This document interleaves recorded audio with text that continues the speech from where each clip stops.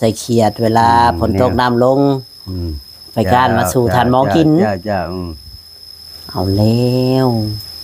ของกระสานเป็นแนวเห็ดได้แนวเห็ดได้แหละเห็ดไปเนาะ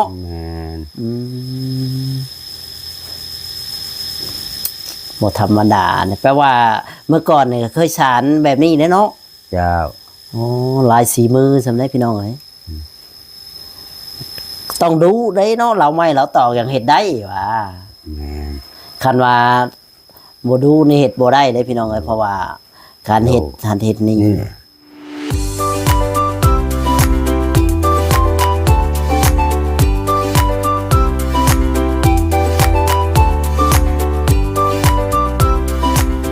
สวัสดีและสบายดีพ่อแม่พี่น้องFCที่หักแพงบ่ว่า FC ฝั่งลาวฝั่งไทยแล้วก็ต่างประเทศนำเด้อพ่อแม่พี่น้องเนาะมาวันนี้ก็มาพบพ่อกับช่องบ่เจอชาแนลอีกแล้วพี่น้องเอ้ยคนเก่าคนเดิมเพิ่มเติมคือมาหาทานหมอคือเก่ามาบ้านเพื่อนชานทานหมอเนาะมาทำภารกิจให้มันสำเร็จเสร็จสิ้นนะที่ว่าผู้ใหญ่ไว้วางใจบ่จอยนั่นแหละพี่น้องเนาะจังไดก็ให้พ่อแม่พี่น้องเป็นกำลังใจให้แน่ช่วยกดไลค์กดแชร์กดติดตามเป็นกำลังใจให้เบาจอยหน่อยเด้อพอได้คลิปใหม่ๆพี่น้องเอ้ยก็ช่วยเบิ่งคลิปเบาจอยหน่อยเพราะว่าคนเบิ่งคลิปเบาจอยก็น้อยที่สุดเนาะช่วยกดไลค์กดแชร์กดติดตามเป็นกำลังใจให้เนาะจังใดก็ไปพบพ่อครับคนที่มาเฮ็ดน้ำทานหมอเลยพี่น้องคนที่มารับใช่ทานหมอแหละหรือว่ามา1 ข้าว 1 น้ำให้เพิ่นกินนั่นแหละเนาะก็สิไปสอบถามเพิ่นมาอยู่กับทานหมอในเพิ่นความรู้สึกแนวใดเนาะหรือว่าจังไดก็ไปถามน้ำกันเลยพี่น้องเอ้ยเนาะกับ FC โอเคมาโทรมาวันนี้ให้นะเฮ็ดสบายดีพ่อใหญ่สบายดีเจ้าเฮ็ดหยังกันนั่นน่ะเฮ็ดของเฮ็ดนี่แหละแนวใจกบใจเครียดนี่แหละอ๋อเห็ดของเห็ดหยังมาใส่กบใส่เขียดเนาะบนตกแล้วมันบ่มีบ่ใจเอาก็อยู่นี่ยังบ่มีหยังเฮ็ดไว้ชานใส่กบใส่เขียดเวลาฝนตกน้ำลงไปการมาสู่ทานหมอกินจ้าเอาแล้วของกระสานเป็นแนวเฮ็ดได้แนวเห็ดได้แหละเห็ดไปเนาะ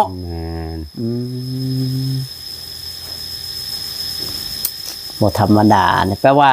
เมื่อก่อนเนี่ยเคยสารแบบนี้เนาะเจ้าโอ้ลายสีมือสำได้พี่น้องเอ้ยต้องดูได้เนาะเราไม่เราต่ออย่างเห็ดได้ว่าคันว่าบ่ดูนี่เห็ดบ่ได้ได้พี่น้องเอ้ยเพราะว่าการเห็ดนี่อดทนพยายามนี่แหละมีคนสอนบ่หรือว่าผู้ใดเฮ็ดหรือว่าเบิ่งเขาแต่กี้ยังท่านเป็นก็มีผู้สอนเบิ่งเขาเฮ็ดวันนี้แล้วก็เฮ็ดต่อเอาเฮ็ดต่อไปมันก็ได้น้อยมีคนสอนแล้วก็มีเพิ่นบอกแล้วเฮาก็จำเอาเนาะจ้าจำแล้วก็มามาเฮ็ดมาหยังนี่แหละพี่น้องเอ้ยเพิ่นก็ถือว่าดูมาอยู่กับท่านหมอเป็นได้มาอยู่กับท่านหมอความรู้สึกพออยู่ได้บ่หรือว่าฮะพออยู่ได้อยู่บ่จ้าเพิ่นก็อยู่นำกันกินนำกันมีหยังก็กินเนาะโอ้ย1 ข้าว 1 น้ำนี่เจ้าบ่1ทุกอย่างแม่นอ๋อเฮ็ดอยู่เฮ็ดกินกับเจ้าตักน้ำตักในเข้าห้องน้ำเลยมีแต่เจ้าหมดเลยเนาะโดยเป็นคนเฮ็ดให้ดาวเฮ็ดให้ทุกอย่างพี่น้องเอ้ยแม้แต่ว่าอันห้องน้ำเราก็ได้ล้างให้พี่น้องเอ้ยสำใดเลยความอดทนพยายามได้เอาบ่มีความอดทนเนาะจ้ามันบ่มีก็ต้องจะเป็นต้องเฮ็ดให้ทุกอย่างเจ้าก็บ่ได้ติบ่ได้หยังบ่ว่าโอ้เฮ็ดให้หลายทุกอย่างเจ้าบ่ได้ติหยังแล้วแต่เนาะเฮาเฮ็ดได้ก็เจ้าเฮ็ดได้แล้วว่าเจ้ายังเฮ็ดเนาะจ้าคันตัวใดเฮ็ดบ่ได้ก็บ่ได้เฮ็ดโอ้ โดยนี่แหละพี่น้องเอ้ยชีวิตของคน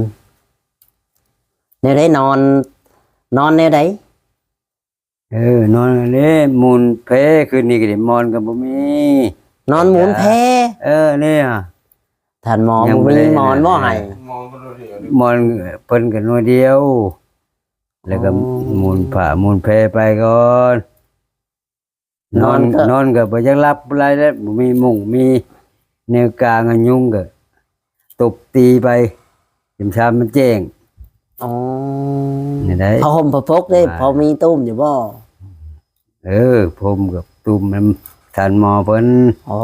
ผ้าห่มตุ้มน้ำทานหมอเพิ่น นี่ แต่ว่ามุ้งนี่ติเนาะ มุงนี่แหละ อันนี้แหละมันติดหน้าติดหลังโอ้โหมันติดหลังนี่นะ อ๋อตุ้มแบบผ้าห่มผ้าปกแล้วก็มูลกับมูลแพ เออน อนกับยุงกิน3-4ยุงสิห้าม เออ ใครรู้มันบ่เอาเจ้าไปนอนอยู่ป่า นอนหลับเลยมันบุบเมื่อ เคยนอนแบบนี้ตลอดบ่หรือว่า บ่ ได้ แล้วอู้กูเคยแล้ว บ่เคยนอนแต่ในมุ้ง จะ แต่ตอนสุดท้ายบ่ได้นอนในมุ้งนี่ อืม รู้สึกว่าสิทนได้บ่ชะมดโอ้ยมุ้งนี่สิทนนอนได้บ่กระทานหมอ ยันทนบ่ได้แล้วยันคืนใดคืนนั้นเนี่ยยันมันยุงครบหลายมันเกิดไข้ยุง ทนบ่ได้ยัน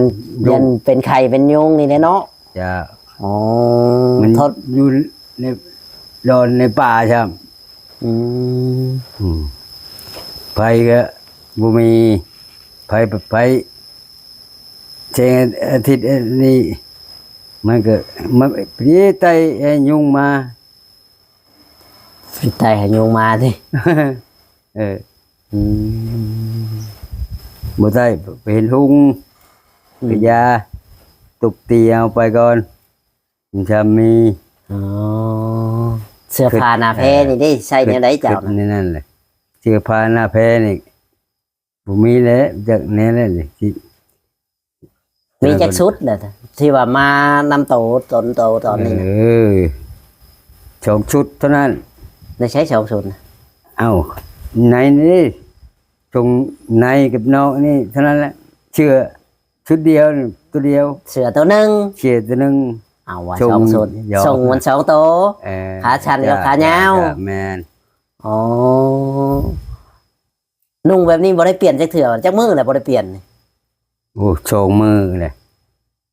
ยกมันบ่มีชามมันนี่แหละ 2มือ3มือแล้ว จ้า เอาแล้วนุ่งตลอดคันว่าบ่มีก็ต้องนุ่งตลอดวันนี้ แมนเลย อืม แล้วกังเว้นแล้วก็แกชักแล้วก็น้องอีก กลางเว้นน่ะแกชักตากมันแห้งแล้วก็มานุ่ง จ้า อืม โอ้มี มันบ่มีก็ต้องเฮ็ดแบบนั้นแหล้วเนาะ จ้า น้อยเคยคิดท้อกับชีวิตอยู่บ่เคยท้ออยู่บ่ชีวิตเจ้าของมันเป็นแบบนี้ แมน เคยท้อบ่หรือว่าใด แมนแมน ๆแม่นี่ได้เจ้าท้อก็ว่าท้อตัว โทษ อ๋อเลยอ๋อเคยท้ออยู่เนาะกับชีวิต โทษ เคยคิด แบบว่า เคยคิดชันคือเขาบ่หรือว่าบ่ บ่เคย อ๋อแต่ว่าท้อแต่ว่าบ่เคยถอยก็ต้องหา จ้า ได้ชำไรก็กินชำนั้นอยู่ผู้เดียวตัวคนเดียวบ่ จ้า ประมาณนั้นอ๋อเราก็บ่มีหยังเชื่อขาคิงส่งขาคิงพี่น้องเอ้ย เบิ่งเอาเนาะ ชีวิต นี่แหละมันบ่มี ชีวิตมัน คน แบบ มีทุกข์ยากปากหมอง ชีวิตแบบว่า นี่ใช้ชีวิตบันสุด ตอนสุดท้ายก็เป็นแบบนี้เนาะ เจ้า มันบ่คือตอนมีเหือมีเฮงหลายเนี่ยตอนนี้เจ้าอายุจักปีเนี่ยขอถามยอดถามเนี่ย 50ปลาย55 อ๋อรุ่นเดียวบ่กับทานหมอนี่หรือว่า อา เจ้า ยุเพิ่นจักเท่าใดแม่นแหละรุ่นเดียวนั่นแหละ หรือว่าทานหมอเป็นรุ่นอ้ายหรือว่าไล่เลี่ยกัน ไล่เลี่ยกันไล่เลี่ยกัน อ๋อแปลว่า หรือเจ้าเกิดก่อนหรือทานหมอเกิดก่อนแต่ว่า ความแข็งแรงมันบ่คือกันหั่นนะ เออ เฮาก็บ่ฮู้กันเนาะแต่ว่าทานหมอนี่อาจสิอ่อนแอแน่ เป็นคนที่ว่า นี่แหละเอฟออนแอนแอดคือเจ้านี่สิแข็งแรงกว่า จ้ะ คือแบบยังหนุ่มแท้จริงก็อายุพอๆกันหั่นนะ แม่น เฮาเบิ่งแต่ว่าเจ้าก็พอแข็งแรงกว่าท่านหมอ เพราะว่ายังแบบมีเหือมีแฮงตีนมือยังมีครบเลยคือท่านหมอนี่ก็ครบคือกันแต่ว่า เรากับคนป่วยครึ่งหนึงอ่ะนะพิการว่าเสีย แม่น พิการทั้งตัวท่านหมอนี่ยังก็บ่มีเนาะนอนก็นอนหมุนแพพี่น้องเอ้ยที่บ่อนอนบ่นอนแทนบ่อนเบาขี้ลันนอนบริกลางมุ้งนอนก็นอนพื้นสำยงสิหาม แมลงเย็นห้ามกับปลา ยุงห้ามกับปลาเลยแหละ เอาแล้วเคยอยู่สบายมาอยู่แบบนี้ก็ถือว่าทรหดอีกแบบหนึ่งเนาะหรือว่าสู้ซน เจ้าชุมชน คันอยู่บ่ได้นี่เจ้าสิไปอยู่ไสอ่ะสมมติว่าเจ้าอยู่บ่ได้กับทานหมอนี่คิดว่าวางแผนว่าสิไปอยู่ไส บ่มียัง ยังบ่มี บ่ได้คิดยังบ่มี ยังบ่มีทางไป ยังมีทางไป อ๋อ เจใจเพิ่งพาใจอยู่น้ำเพิ่นนี่แหละ บ่มีก็ต้องเพิ่งพานอนเกลืออยู่แบบนี้ สู้สู้ อ๋อ สู้ สู้ไปกับทานหมอก่อนนอนเกลือยุงไปก่อน โอ้ย อ๋อ แนวใดกัน แนวใดมันบ่มีเนาะขันมันยุงกัดหลายเข้าไปหมุนน้ำทานหมอได้ข่อย แม่น เข้าไปนอนกอดทานหมอเฉยเจ้าอะไรให้ทานหมอนอน ยับไปทานหมอว่ะทานหมอก็สิให้บ่เราสิไปนอนกอดเจ้านี่โอ้โหอึดอัดแนวไหนว่านอนกอดนำกันมันสิว่าอึดอัด ยามมันฉุกเฉินเนาะ นอนยามมันทุกเฉินยุงกัดดิ โอ้ ฉันมันก็ตายแล้วพวกว่ายุงกิน แบบทรมานเนาะกันยุงทรมานยุงกัดนี่แหละบ่ได้ทรมาน เจ้า จิตใจก็ทรมานกับแบบนึง โอ้อดทนพยายามได้ ความพยายามอยู่ที่ใดความสำเร็จอยู่ที่นั่นไหนเขาว่า เจ้า เห็นหยังคือกัน เมื่อก่อนนี่เจ้าเคยเห็นว่าตอนทานหมอบ่มีหยังสักอย่างตะกี้อะนะ เออ เจ้าเคยเห็นเราอยู่บ่ เคยเห็น เคยมาลินน้ำเราอยู่บ่ตอนน่ะ เจ้า อืมมาให้กำลังใจกันอยู่เนาะคือแบบนี้เพันได้ดีนะครับก็มา เจ้า แบบเฮาก็ตกทุกข์ได้ยากก็อย่างเช่นเสือ ครับ คือเจ้าเลยตกทุกข์ได้ยากอีกแบบหนึง โอ้ย ยากนะบ่มีบนอยู่บนเช้าบนผักบนอาศัย เมื่อก่อนน่ะก็มีอยู่ของเจ้าของแต่ว่า เป็นแบบว่า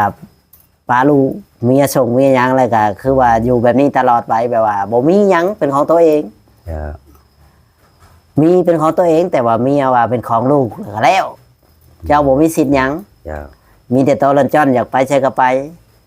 เจ้า ที่ว่าเจ้าเคยแบบว่า จากกับเมียนี่จักมือเลยนี่ โอ้โหเป็นมือเป็นชงปีแหละ 2 ปีแล้ว โอ้ย เอ้า สง คอยคิดว่ากะหาเลิกกะหาลากันนี่ได้ แล้วเพิ่นหาก็ท่านหมอเพิ่นก็หาก็ปีนี้เพิ่นปีกายนี้เพิ่น อ๋อแบบเจ้าใน2 ปีแล้ว เอ้ย2 ปี ก็ไป แต่เมื่อก่อนอาศัยอยู่น้ำเอื้อยเป็นบ่ เจ้าเจ้า อยู่น้ำเอื้อยแต่ว่า คือว่าและอยู่เพื่อนเพิ่นกะครอบเพิ่นครัวเพิ่นเนาะ เจ้า ลูกเต้าเพิ่นก็หลายคน เจ้า สิไปอยู่ตลอดมันก็บ่ได้ เจ้า แม่นอยู่เอื้อยเฮาน้องเฮาเพิ่นก็ฮัก แต่ว่าลูกผัวเพิ่นสิคิดแนวใด เจ้า เจ้าสิฮู้บ่จ้ะ เจ้าเจ้า จำเป็นต้องออกมาเนาะ เจ้า ออกมาแบบใช้ชีวิต ว่าตัวเองสิเอาชีวิตรอดซำใด เจ้า สิใช้ชีวิตแบบใด เจ้า นี่แหละพี่น้องเอ้ยคนใช้ชีวิตแบบชีวิตบรรปลาย ของตัวเองกันเลยแบบ ในส่วนตัวกับบ่มีความสุข แบบใดบ่มีความสุขแบบว่า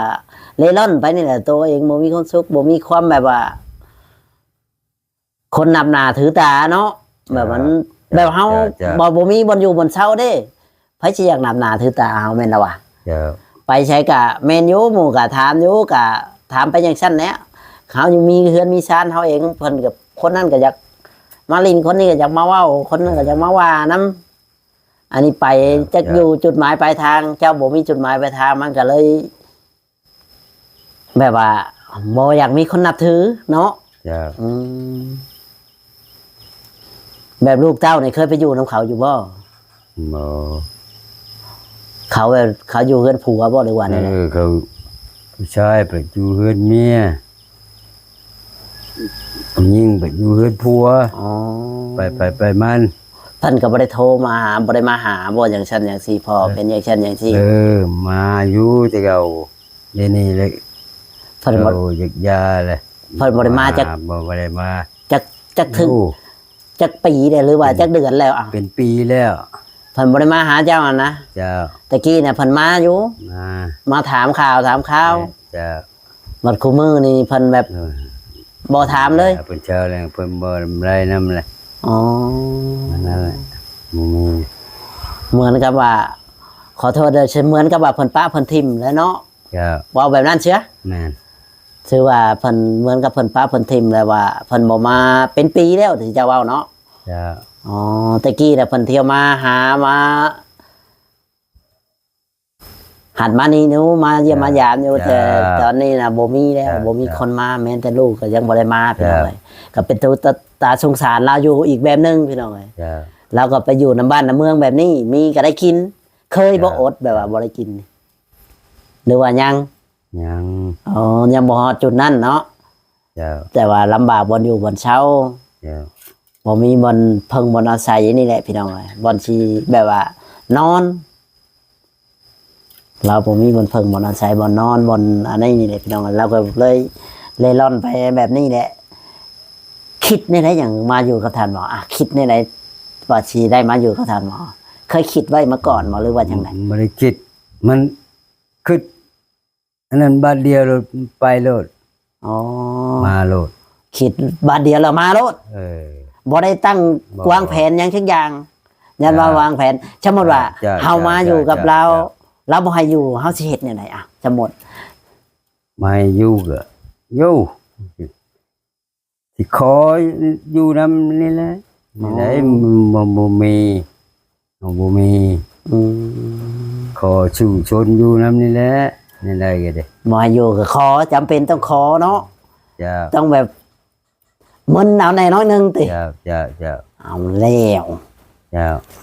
แต่เราก็บ่ได้ใจร้ายปานนั้นน้องเนาะ เจ้า แต่ว่าเราก็เห็นก็ให้อยู่พี่น้องเอ้ยเราก็บ่ได้ว่าขี้ร้ายขี้เลปานนั้นหรอกท่านหมอก็ได้ เจ้า คือถือว่า แม่ ในด้านจิตใจท่านหมอเจะว่าใจ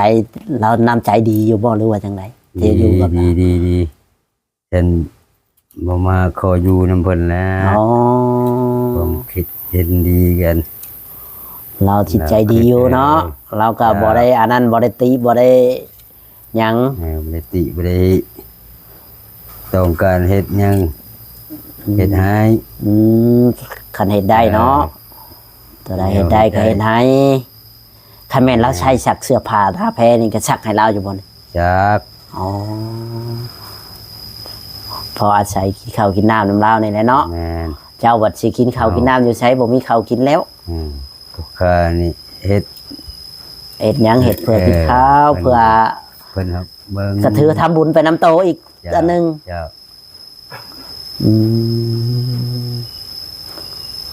ผลว่าวในใดก็ยาบ่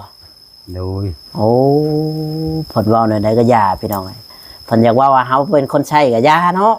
โดย ก็บ่ว่าบ่ติ โดย อืมดีแล้วเจ้าเห็นได้ก็ดีเชิงว่าถือว่ามีผู้ใหญ่ใจดี เห็นคุณค่าเจ้าอาจสิได้เสื้อได้ผ้าได้อยู่ได้กินก็มี โดย ก็บ่ได้บ่นอนเพิ่นเห็นอีตนเด้เฮ็ดให้ทันหมอทุกอย่าง อันนี้เฮาก็ว่าบ่ได้ แล้วแต่บุญวาสนา เจ้า เฮาเฮ็ดบุญมาแบบใดเฮาก็ได้แบบนั้นคือว่าแหละบุญวาสนาพาส่งเฮาก็บ่จักเฮาแน่บ่เห็น เจ้า แม่นบ่อนาคต เจ้าเจ้า เฮาเห็นปัจจุบันนี้เฮาตื่นมาเช้ามาเฮาสิเห็นหยังเฮาสิกินหยังเฮาสิอยู่จังใดกินจังใดเฮาก็พอซำนั้นเฮาคิดซำนี้ไว้ก่อน เจ้า ให้ได้อยู่ได้กินให้อิ่มท้องนี่ก็มีบ่อยู่บ่เช้านี่ก็ดีถือว่าดีที่สุด เจ้า ถือว่าความสุขเฮาสิแบบ มันความสุขสิบ่หลายคือ แต่เฮาอยู่เพื่อนอยู่ชานเฮากับช่างมันเฮาก็พอได้กิน ได้อยู่ เจ้า เอาสำนี้พี่น้องเอ้ยเนาะชีวิตของคนสิแหละ ถ้าบ่มีตอนทุกข์ได้ยากมันก็สิบ่รุนแรงกับ คือทานหมอเมื่อก่อนเนาะ เจ้า ชีวิตเจ้าอาจสิยังสิดีอยู่น้อยนึงแต่กับเจ้าก็จะสู้ชีวิต ไปพี่น้องเอ้ยเราก็สู้ชีวิตไปเฮ็ดหยังเฮ็ดเพื่อเลี้ยงตัวเองนี่ตัวเองให้มันได้กินอยู่รอดไป เจ้า อยู่รอดไปวันๆหนึ่ง เจ้า นี่แหละพี่น้องเอ้ยคนเฮาอยู่รอดไปวันหนึ่งก็ดี ขอเพียงแต่ว่า อยู่ดีมีแฮงเนาะ เจ้า บ่เจ็บบ่ไข้บ่ป่วยก็ดีแล้วคันคิดว่าเจ็บไข้ได้ป่วยก็จักสิไปอยู่ไสจักสิไปเฮ็ดแนวใดเงินคำกำแก้วก็จักสิไปหาอยู่ไสชีวิตมันมีแต่ส่ำนี้จักไผสิมาเบิ่งลูกเต้าก็เป็นปีแต่บ่มาเบิ่งมูลมั่งก็บ่มีให้เขาเลยเขาก็สิอยากเบิ่งว่าบัด เจ้า หรือว่าอย่างไรแล้วแต่บุญวาสนาเนาะตอนนั้น เจ้า มันก็ในโมเห็นนั่นนะถึกมันเว่าบ่ได้ ความจริงมันก็คือความจริงอะเนาะ เจ้า โดยโอเค พี่น้องเอ้ยคลิปนี้ก็สิบ่มีหยังหลายเฮาก็มาถามเพิ่นคร่าวๆแบบนี้เนาะเพิ่นนอนก็แบบว่าบ่มีมุ้งบ่มีหยังหมอนก็บ่มีนอนแบบว่า นอนสาดพรมพื้นสาดพื้น หมอนบ่มีนอนหมุนแพยุงกัดมื้อคืนก็ยอมให้ยุงกัดพอเป็นหยังพอเราบ่มีบ่อนอยู่เราอยากให้ยุงกัดคันเรามีบ่อนอยู่บ่อนเช้าเราคือสิบ่มาถูกข์มาทรมานปานนี้คันมีคนเอาไปเลี้ยงไปเกลือเนาะ โอ้ย น่าจะประมาณนั้นแหละพี่น้องเอ้ยชีวิตของคน เกิดมาบ่มีไผดอกอยากเป็นแบบนี้แม่นบ่ เจ้า พ่อใหญ่ เจ้าเจ้า นี่แหละชีวิตของคน เกิดมาไผเคยบ่อยากเป็นแบบนี้หรอกแต่ว่ามันเป็นแล้วก็ต้องน้อยมาคนจริง โอเค ชีวิตคลิปนี้ก็บ่มีหยังหลายสวัสดีและสบายดีเด้อพ่อใหญ่ ดี น้อย ไปดีไปดีไปดี